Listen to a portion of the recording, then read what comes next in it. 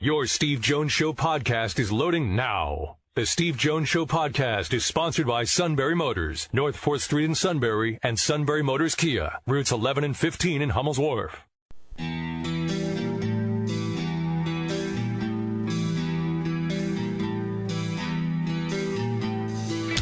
Sports talk where your voice counts. This is the Steve Jones Show on News Radio 1070 WKOK. Now from the Sunbury Motors Studio, here's Steve Jones.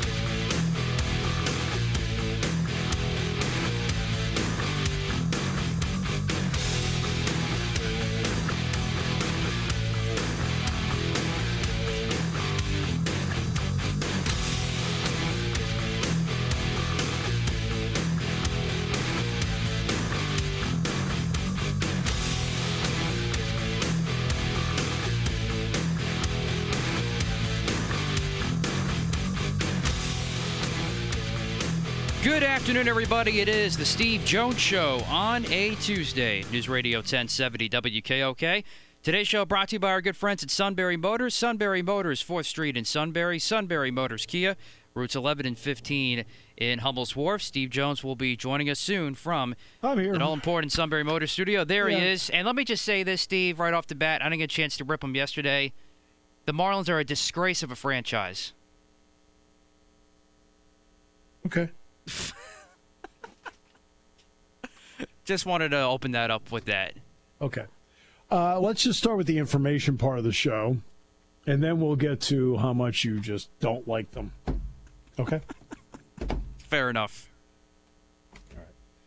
All right. So we'll take this several steps at a time. I'll say Penn State to last.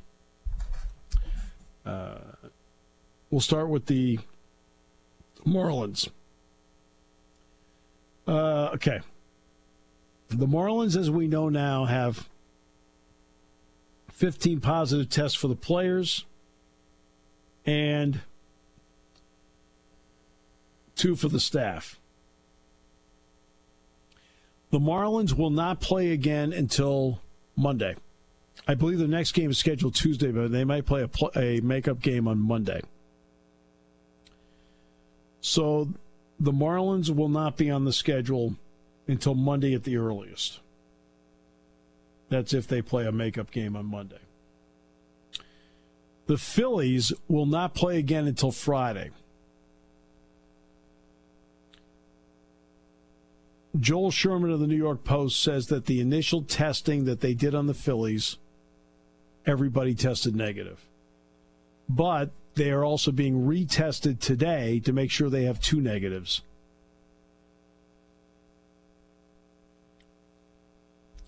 So because of that, they just think it's easier to have them not come back until they play Friday. Here's the irony.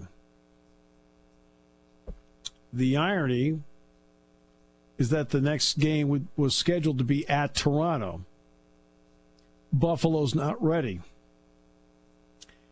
And in a major surprise to the health secretary, Toronto will be playing in Pennsylvania on Friday. Whoops. What are they doing here?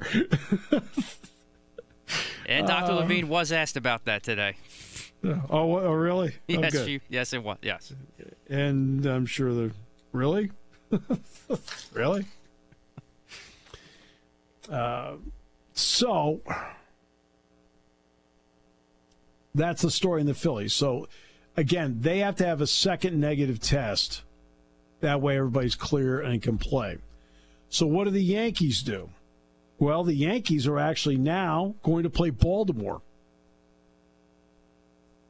So the Yankees will shift up and they will play Baltimore. Okay?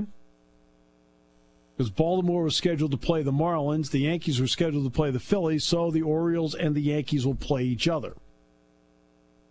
With the idea that down the road, the Marlins can play the Orioles when they were supposed to be playing at a different time, and the Yankees and Phillies can then resume when the Yankees were supposed to be playing the Orioles. Okay? So when the Marlins were supposed to be playing the Yankees, and when the Orioles were supposed to be playing the Phillies, that's when they'd do it. That's how they'd make it up. All right? So the Phillies don't play again until Friday. They will play Toronto,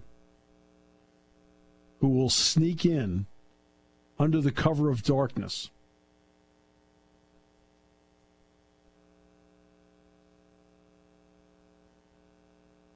No word on who's throwing out the ceremonial first pitch.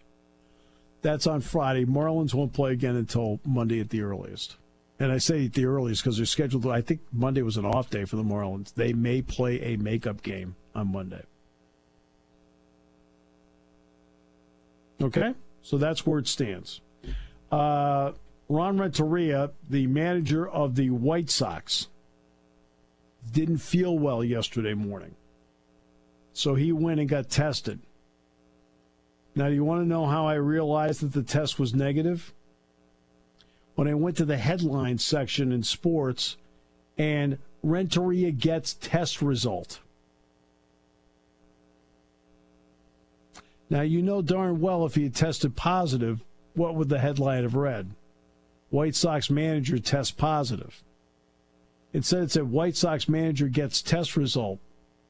Well, I had to click on to make sure for the sake of the accuracy of the show that he tested negative. It told me right away he tested negative. Just say he tested negative. The heck?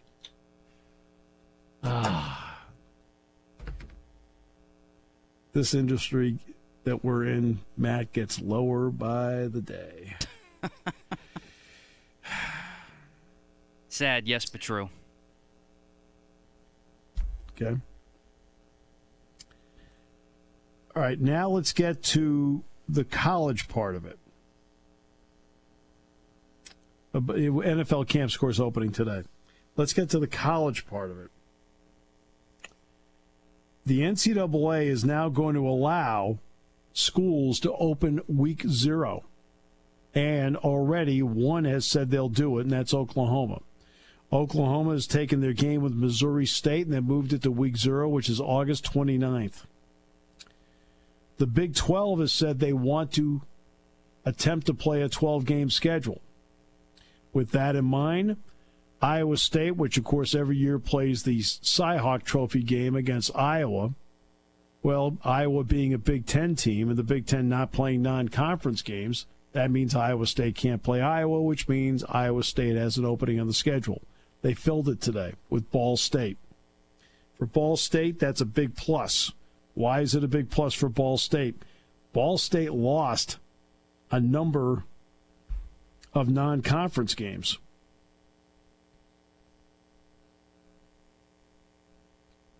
And this is, they'll get a guarantee out of it to play it. Next up, we'll stay in the Big Ten. Indiana is still paused, but the understanding is that they should be able to get going by the end of the week. Okay. Michigan State. We told you about Michigan State football. Michigan State football had a staff member test positive. So then they tested everybody, and it came back that a second staff member and one of the football players tested positive. So then you heard they entered into a 14-day quarantine. Well, it's a little more extensive than that. They tested 122 athletes last week, as well as several staff members, both on and off-campus locations. And it turned out that 16 of their athletes, and this is among several sports, 16 of their athletes and 4 staff members tested positive. That's why they put everybody into the quarantine. Michigan State football players are going to undergo surveillance testing before being allowed to resume workouts. The earliest they'll be allowed to resume will be next Tuesday, August 4th. The earliest Rutgers can start is Wednesday, August 5th. Thursday, August 6th. Okay.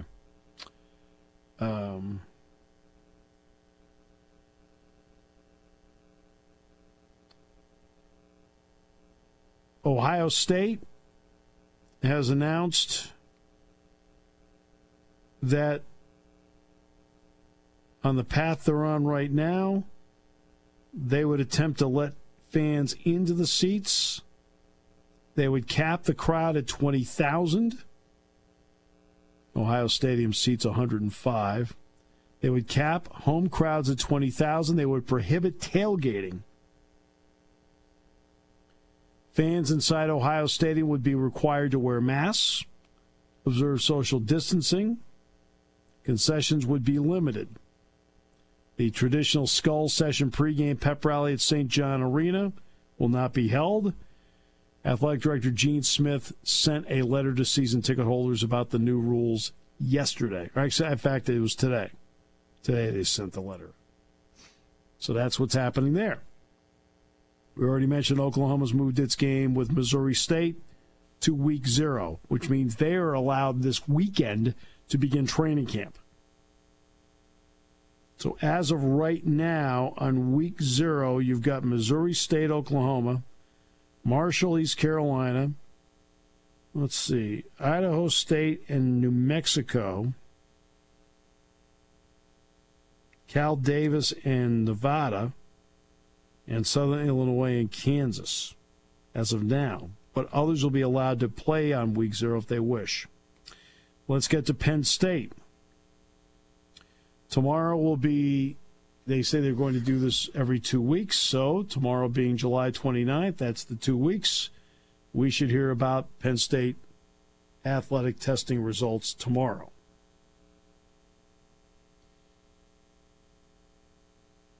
Football is involved right now as we speak in their 4th walkthrough. They completed their 3rd one yesterday. I can confirm they did it. All right? I can confirm to you they did it. And today is the 4th walkthrough, with another one, the 5th one, scheduled for tomorrow. Men's basketball has already practiced for today, so they've already gone twice this week. Men's basketball did a lot of 5-on-5 today.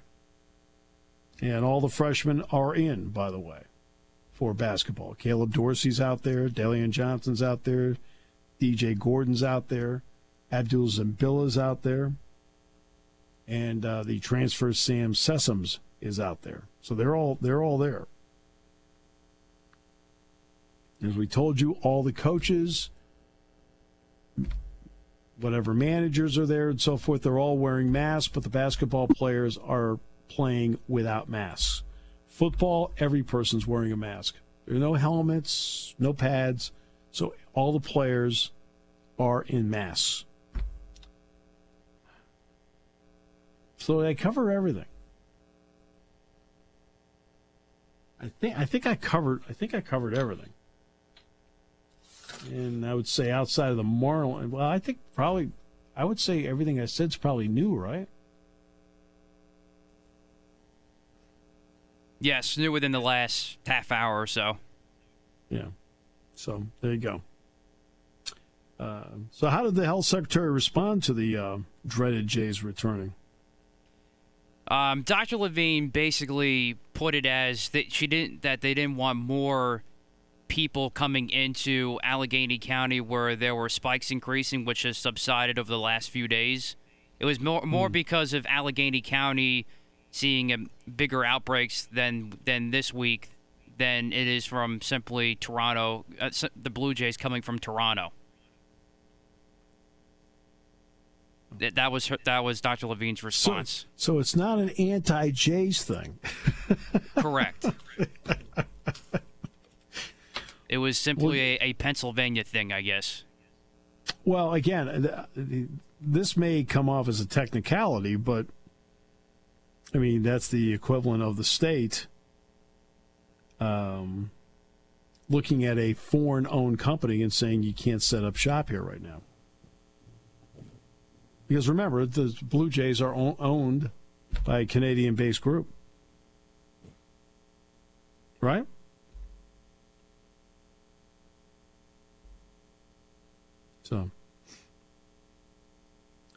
So that's what they're doing. The Phillies are being tested today. And by the way, Juan Soto is on the verge of coming back for Washington, it seems. Juan Soto had a test negative. He needs a second negative test, and he'll be allowed to play again. Okay? So the Yankees were scheduled to play 4 games with the Phillies, 2 in Philadelphia, 2 in New York. Orioles were scheduled to play 4 games with the Marlins, 2 in Miami, 2 in Baltimore. They have revised the schedule. The Marlins were scheduled to play a 3-game series against the Nationals this weekend.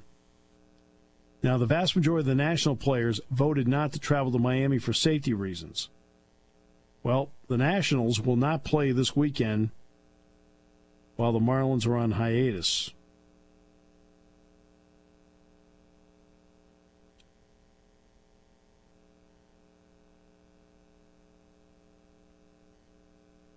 So the Phillies will do this. The Phillies will not play today, tomorrow, or Thursday. They will be back at Citizens Bank Park for Toronto Friday, Saturday, Sunday. The Phillies have an off day Monday, and then they are at Miami on Tuesday the 4th. The Nationals play Toronto 3 games at Nationals Park, wipe out the 3 Miami games. They're off on Monday, and they take on the Mets. The Orioles miss 3 games more with the Marlins, but then they play Tampa Bay Friday. The Yankees are going to play Baltimore. In fact, the Orioles are going to play the Yankees tomorrow and Thursday, then Tampa Bay. And the Yankees will play Baltimore, and then they play the Red Sox. So that's how they're going to do it. It's all nice, simple, and clean. And Matt still hates the Marlins. Taking your calls at 800-795-9565. This is the Steve Jones Show on News Radio 1070 WKOK. Now from the Sunbury Motors Studio, here's Steve Jones. Was there any reaction from the subject of our Friday play-by-play call of the day? I did not hear anything from the subject, actually. That did not come up in any conversations I had with them so far. All I know is I've received reaction from various individuals who were highly entertained by it. I don't doubt it. Oh, highly entertained. Yeah. They loved it. All right. Today's show brought to you by Sunbury Motors, 4th Street in Sunbury. Sunbury Motors Kia, routes 11 and 15 in Hummel's Wharf. Online at sunburymotors.com. Ford, awesome. Lincoln, Kia, Hyundai, great pre-owned inventory. With great deals to be had, great sales staff, service department, second to none, all at Sunbury Motors. 4th Street in Sunbury. Sunbury Motors Kia, routes 11 and 15 in Hummel's Wharf. And online at sunburymotors.com. I'd like to point out that doing something the other day, and they said, every once in a while my students will send me something. And it'll start out, Dear Professor Jones. And I'll look at it and I'll think, just that one mere sentence brings down the entire, all of academia. If I was like a legitimate professor, okay, if I was a legitimate professor, I'd be sitting there going, yo, whoa. No, not that guy. Come on. Our profession means more than that, don't you think? With that, we bring in Neal Coolong. Neal, we'll refer to you as Professor Coolong. Welcome. It's great to be here, and I can assure you from direct experience, you are not the worst Professor Jones there is. there are worse. This doesn't sound good. This sounds like there's a problem at North Dakota State I don't know about.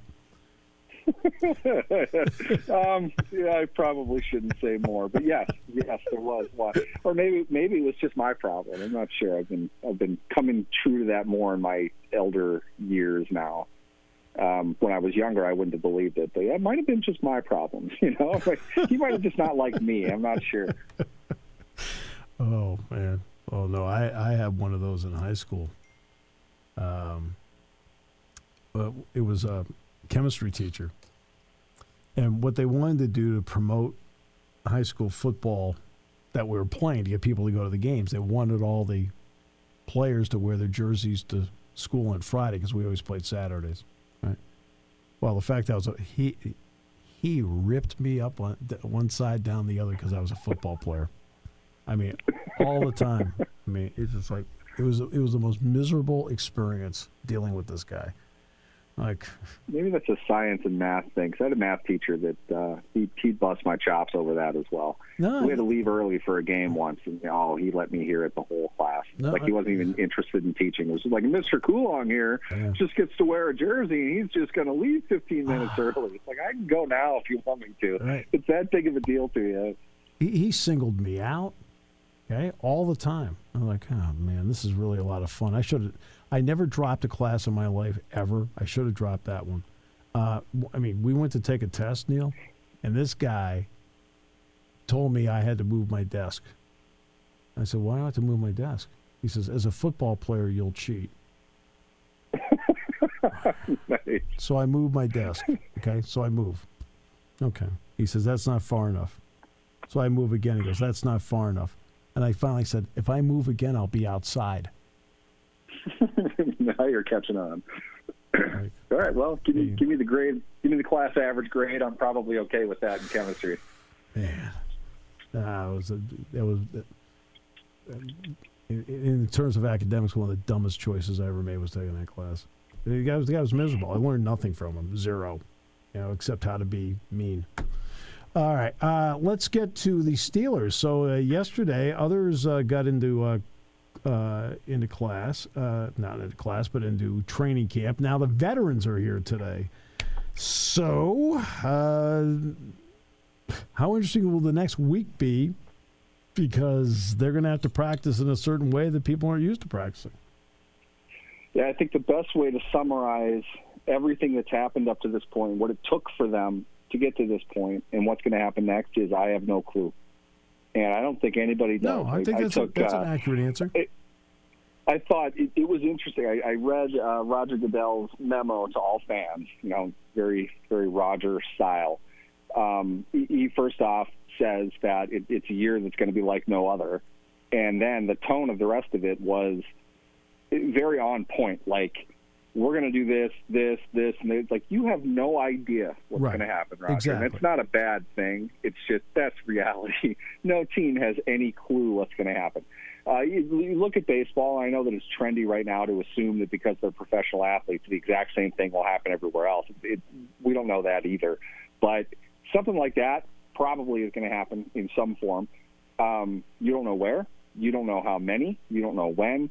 Saying that it's going to happen is not part of a plan. It's just the happenstance of everything that is surrounding this right now is such that they're going to have to just basically be ready for anything. It's without getting too deep into the matter. It's a virus that spreads through contact, and you are involved in a heavy contact activity. Mm-hmm. Right. Delaying hitting sessions in training camp is not going to stop it. There really isn't anything that's stopping it. So if one guy has it when he enters the building, there's a risk. And, I'm not going to jump down this rabbit hole for the 9 millionth time. I just got to listen to my school board meeting last night. I've got that on my brain. But was my chemistry teacher? Was my former chemistry teacher there? That'd be miserable. I don't know. I would take a chemistry class over listening to that again. That was something else. Unbelievable. Hey, these are people in my community. Wow. Yeah. You guys have all kinds of opinions on this. Yeah. As far as the teams go, they're going to do their best. There's going to be outbreaks. There's going to be people that are quarantined. There's going to be teeth gnashing, and what do? We need to shut down and hide in caves. All of that is going to come out at various points. But the NFL and the NFLPA, so the owners and the players would not have negotiated as much as they have to this point in order to back out early. So you can bank on, I would say, 2-3 games at least being played this season. There's no way they're going to back out of it now. So whatever it is that comes up, I think is just going to teach them how to figure it out for later in the season. But the idea being, get through the season, hope that things get turned in the right direction, and we can make up for a lot of the financial bath that we're all about to take this season, and just hope we can repair this to a point where we thought we were going in January of 2020. Because right now, the future is real up in the air. I mean, the value of the league is going to drop. All of the things that we talked about all winter as far as the negotiation with the CBA, the TV deals, all that stuff is now up in the air. I'm not saying it's not going to happen, but that can take a pretty substantial chunk out of the NFL. And if that's the case, it's a different ballgame. If you're not growing, you're dying. So from a business perspective, that's how they're going to approach it.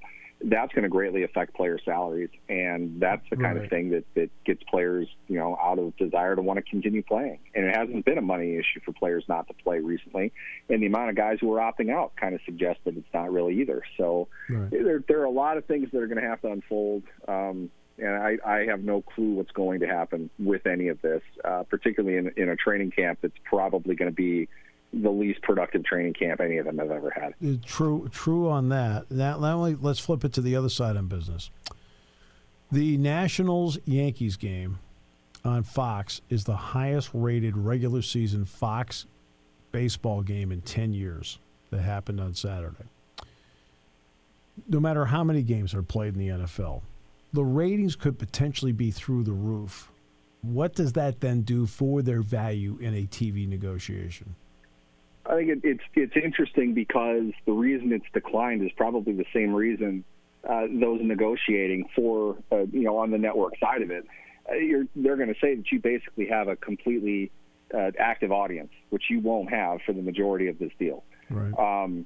Advertisers they're the ones that need to shell out the money for these active audiences, and they haven't really done that. The numbers. I told my staff this the night before the NFL draft, which was, I believe there was a day in between the WNBA draft and the NFL draft. Yeah, and I said, I understand that it's the WNBA, but their ratings were up 168%. Okay? There's a high-level player that got drafted, but outside of that, people don't really watch the WNBA draft yet. They came out in pretty mass quantities to watch this one because there's nothing else to do. You have an opportunity to really capture your audience with all of this. You've got to be on top of everything that's going on. Rah, rah, go team. The NFL also will have that opportunity. They'll have it bigger than the other sports do just because they're the NFL. I wonder, this is what's interesting to me, because baseball, basketball, and hockey never lived in the soap opera off-the-court field rink drama the way that the NFL has over the last probably 15 years. The NFL is going to bake that piece of it into their entire product now, just because they have twice the size of a roster as any other sport. They don't seem to have the restrictions that hockey and baseball or hockey and basketball have put down. So you've got to think there's going to be, pretty significant roster turnover throughout the year with a lot of teams. In a way, it's almost like you're combining its minor league approach into the NFL, because you're going to run out of minor leaguers here after a while. Yeah. If they are going to quarantine a player for 2 weeks for a positive test, and they're testing as often as they are, guys are going to miss. And if they're out for 2 weeks, which is an eternity in the NFL, your practice squad needs to increase by more than 4 guys. Okay, that bar seems a little low to me. True. And in that regard, I think the attention will churn up, because what's going to happen is, ironically, I told my staff this morning, we're not going to write an injury report anymore. We're going to write a COVID report. That's what this is going to be about. Guy with a sprained ankle, we don't care about anymore. Now it's going to be, who's looking at quarantine. It's going to become its own little soap opera. And I think with that, it doesn't necessarily translate well to TV, but the build-up will be bigger for the game, every game, regardless of who it is. Right. A Jets-Dolphins game can get a much bigger audience now. just simply because we've read so much more at a national level of what's going on within the NFL. So I think that the monopoly of audience that they'll get won't last longer than the sideshow of the quarantining part of it will last. But the NFL will still be a big product at the end of this. I just wonder if it's not down 5-10% just because people learn to live without the structure that it used to be, which isn't now. And when it comes to the WNBA, a very interesting programming gamble is what ESPN's doing. With the NHL scheduled to come back this weekend, which they don't carry, the NBA scheduled to come back this weekend, which they carry in droves. Right, baseball's already back. ESPN added 13 WNBA regular season games to their schedule, in what's already going to be a very crowded schedule with the Indianapolis 500, the Kentucky Derby, and eventually they added 13 WNBA games based on the first game of the weekend that did well in the ratings. That's different than the NFL. It's going to be that's interesting too. Yeah. I wonder if how much of it is.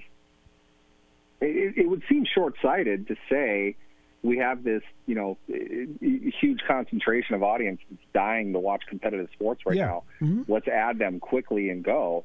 Or if this is a, kind of a long-term thing. I mean, in other words, on one hand, I wonder if they're not just out of programming. I mean, there are only so many talking head sports shouting shows you can have, right? I mean, unless you and I get syndicated. Hold on a second. TV, hold on. Who are you yelling at? I'm not against that. Your people can talk to my people. We'll get something going. But you put us next to a WNBA game, maybe that's different. I don't know. I walked into that. I think if you've got solid programming that's scheduled that is going to happen, in front of fans or not, get it on TV because there's a market of people that can't go to the games now. I can see that from ESPN's perspective. I wonder how much of it is this happens to be on versus the NBA. Right, I can too. If I'm ESPN, I do this as well. The reason is, you and I both know, if you're going to be, I don't care whether it's AT&T Sportsnet in Pittsburgh or ESPN, the driver of what you do are games. Okay? Games drive what you're doing. All right? As much as you want to yell at me for 4 hours.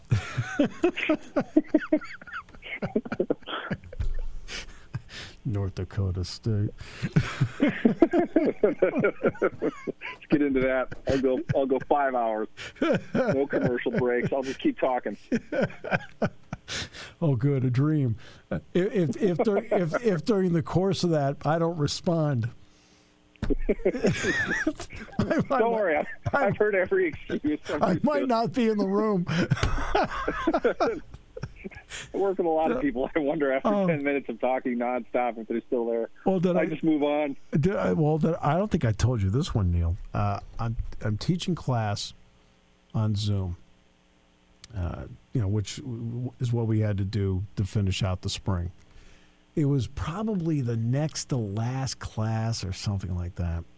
And when they come up on Zoom, you have names.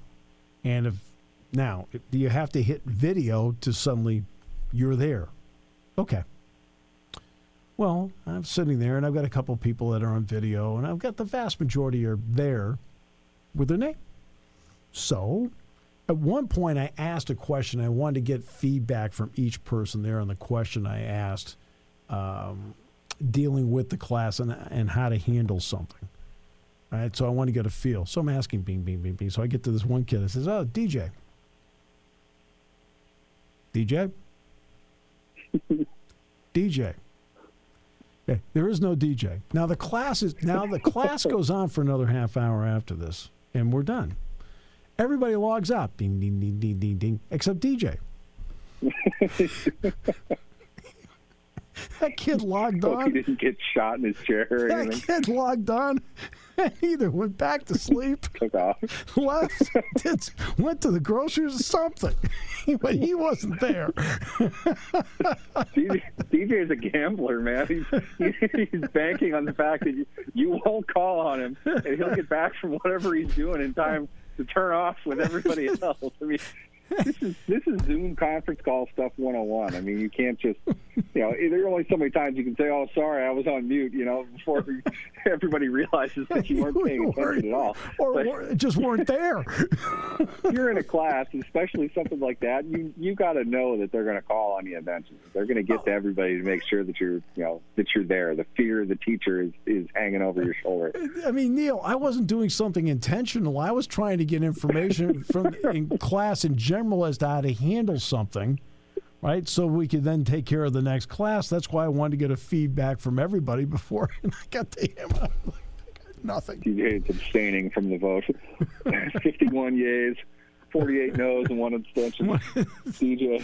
Oh, wait a minute. Well, that's how Penn State stayed in the Atlantic 10. West Virginia abstained. That one extra year, and then Penn State won the championship. Temple voted. DJ's obviously from West Virginia, so there you go. There you go. All set. One quick question about the Steelers. Is there any position battle that's actually a position battle, or is everything pretty settled going in?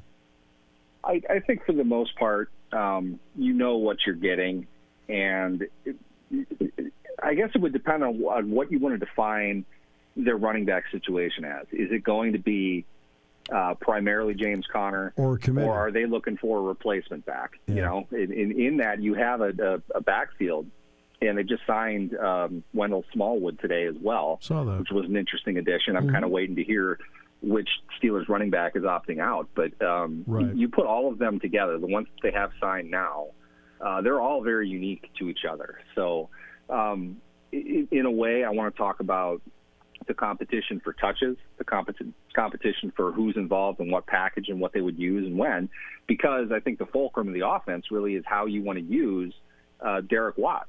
Not to create more Watt hysteria in Pittsburgh, but he's an interesting piece to what they're going to do, because they haven't run power football I don't know how long.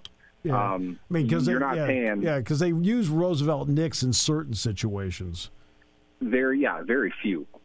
Yeah. I mean, a lot of people didn't even realize he was hurt most of the year. Exactly. That's exactly right. He was a special teams guy, and he was a good one. And if Watt's an improvement on that, great. But you're not paying him $3 million a year to chase kicks. You've got to have him involved in the offense. So is he an H-back now? That again suggests some power concepts coming into play. So which running backs you want to use in which situations when you're running a different.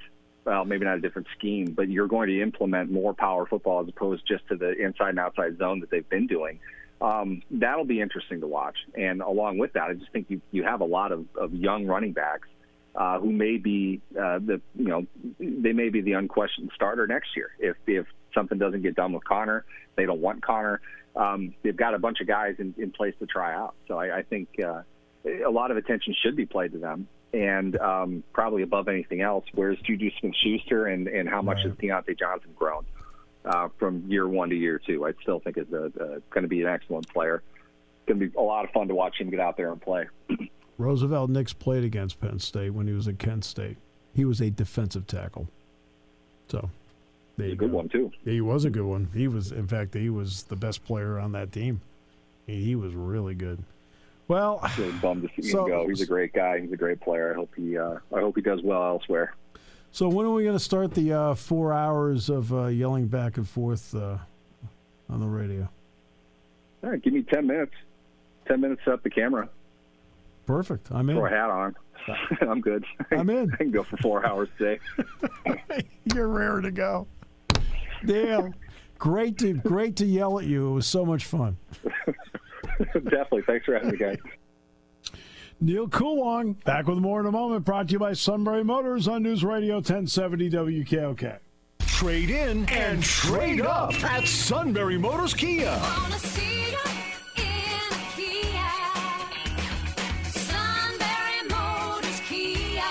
From now until the end of the month, Sunbury Motors Kia will give you more. That's right, more than your car is worth. Take advantage of Kia's first ever trade-in assist bonus cash. Get an extra $1,500 on third row 2020 Serenos. There's 22 available with savings up to $7,025. SMC has an extra $1,000 on the versatile 2020 Sportages. There's 27 available with savings up to $4,655. Plus an extra $1,000 on the stylish 2020 Kia Souls with 17 available and savings up to $4,424. The demand for quality pre-owned vehicles is at an all-time high. So stop in Sunbury Motors Kia for your upgrade today. Trade in, trade up at Sunbury Motors Kia on the Strip in Hummel's Wharf. Retail trade-in assist applies for model year 2000 or newer Kia or competitive model.